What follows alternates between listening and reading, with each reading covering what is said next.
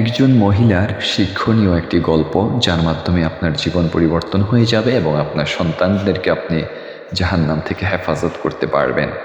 মহিলাটি এক মুফতিকে প্রশ্ন করল, আমি কিভাবে আমার বাচ্চাদেরকে ঘুম থেকে উঠাবো ফজর নামাজের জন্য যখন তারা গভীর ঘুমে আচ্ছন্ন?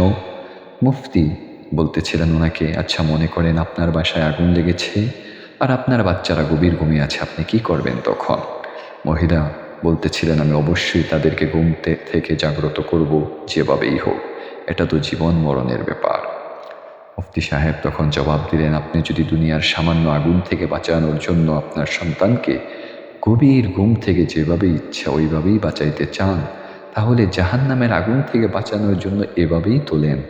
সুতরাং জাহান্নামের আগুন আরও ভয়াবহ, ওই আগুনের দিকে আপনার সন্তানকে ইচ্ছাকৃতভাবে নিক্ষেপ করবেন না।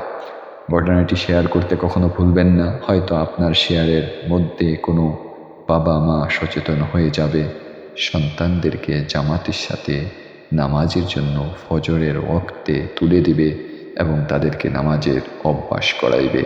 আল্লাহ তাআলা এই ছোট ঘটনা থেকে শিক্ষা নিয়ে আমাদের তৌফিক সবাইকে দান করুক। আমিন।